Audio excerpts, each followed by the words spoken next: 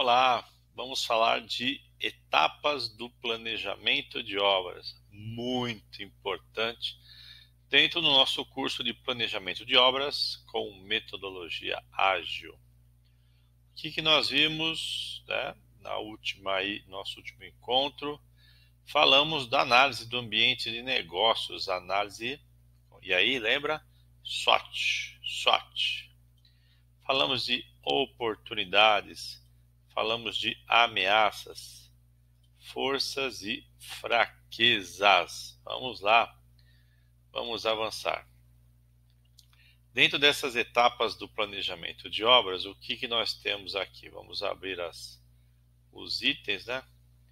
Temos definição, organização das atividades e serviços, levantamento quantitativo, custos diretos, cronograma físico e cronograma financeiro. Bom, planejamento de obras é uma etapa desafiadora que envolve a escolha de tecnologias, atribuição de funções, estimativa de mão de obra, materiais e equipamentos, além das possíveis interações entre esses recursos. Por isso, um planejamento ideal evita surpresas no tempo de execução e no orçamento da obra. Organização das atividades e serviços.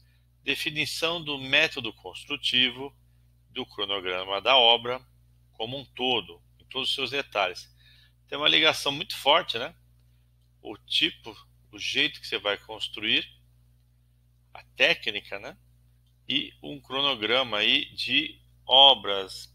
Você fala, mas o que tem a ver? Tem a ver, por exemplo, pré-moldado. Se você fizer pré-moldado, você gasta um tempo mais lá no canteiro, já compra pronta a peça. Chega lá, é só montar. É bem mais rápido, com uma estrutura. Muitas vezes uma estrutura metálica, né?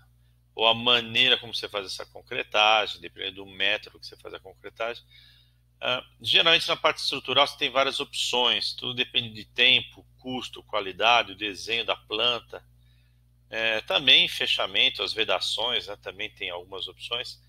Então lá, né, no planejamento, junto com o orçamento, ao fazer essas escolhas, vocês sabem que vai ter uma questão de tempo, né? Até eu vou escrever aqui. Cada processo de construção tem um tempo. E isso muitas vezes não dá depois para tirar essas diferenças de tempo na obra. Com o método construtivo definido, é hora de dividir e sequenciar a obra em etapas e tarefas. Então vamos lá. Durante o cálculo do tempo é necessário uma dica. A dica é acrescentar uma margem de segurança para eventuais diversidades. E sempre acontece, pode ter certeza. Deixa eu puxar aqui. A criação da hierarquia ainda dilui a responsabilidade e favorece a cobrança por cumprimento de prazos.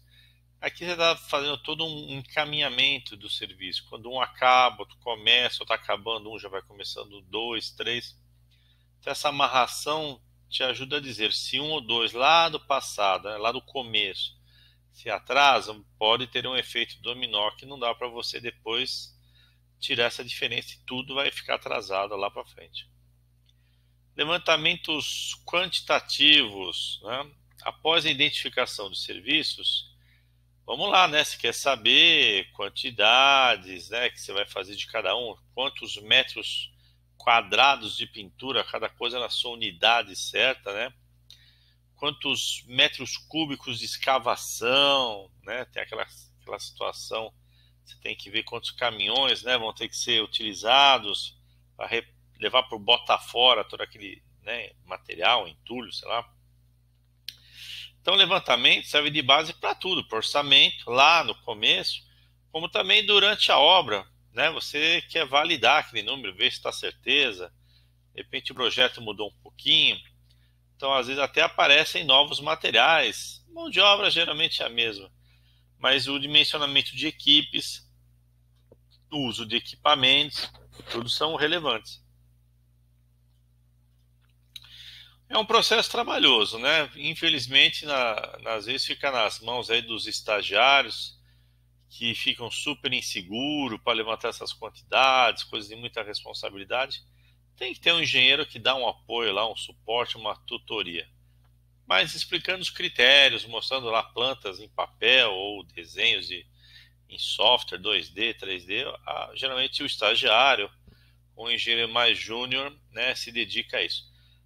Nos escritórios centrais, não, lá você até pode ter engenheiros mais, né, rodados, tarimbados, em que eles são experts nessa parte de orçamento, planejamento, é a praia que eles gostam. Mas geralmente em obra é a real, fica para o pessoal aí no início de carreira.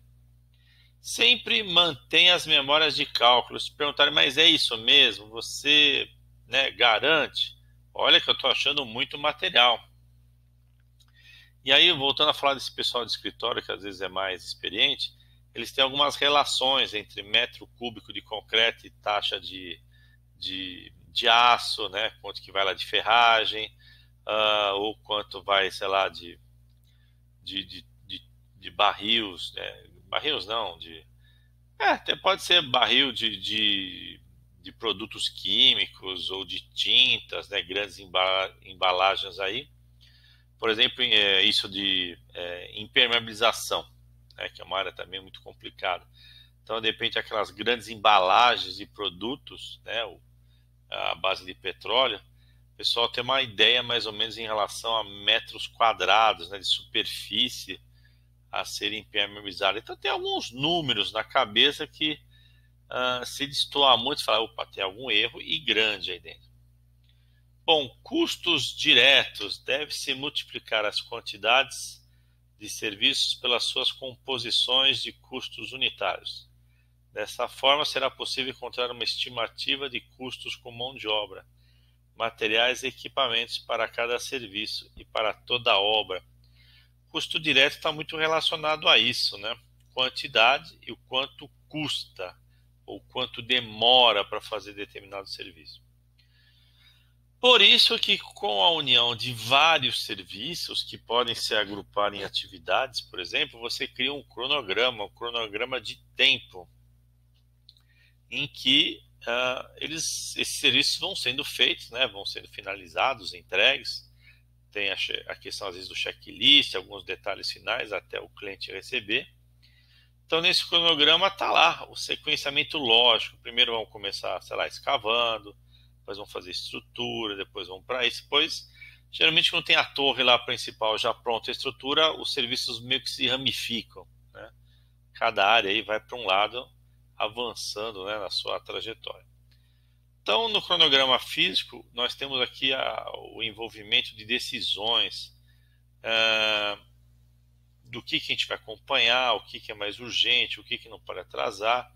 Geralmente é aquilo que está no caminho crítico, né, que é um caminho, que é uma linha que não tem muito supérfluo, né, em termos de serviço. É meio que um serviço, né, coladinho no outro, tal, e tá aquela linha lá que ele chama de uma linha importante aí que não pode faltar, né? Atraso, não pode ter atraso, não pode faltar tempo, né?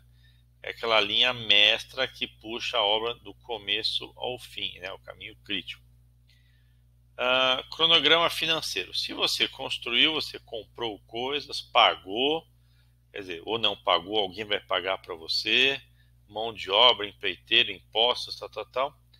Então, o cronograma financeiro é importante e ele está muito atrelado ao que você fizer na obra. Então, por isso, às vezes, sabendo essa ligação, esse impacto do que você está fazendo com o cronograma financeiro e as possibilidades que a empresa tem, ou às vezes uma pequena empresa tem de tocar o negócio, de repente você calibra, né, ajeita melhor lá os serviços no seu cronograma, de modo que o pagamento, como diz, né, fique mais suave, né, algo mais tranquilo de ir se pagando, né?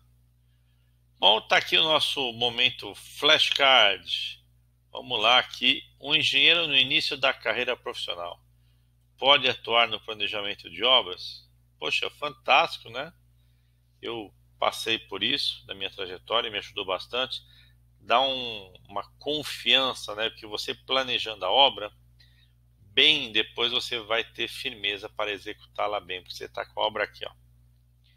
Sim, pode. mas é recomendável que ele também tenha uma equipe entrosada e acostumada a realizar obras. Porque muitas vezes aí nesse seu levantamento precisa de uma certa malícia de quem faz obra. Ó, põe tanto a mais, tanto a menos.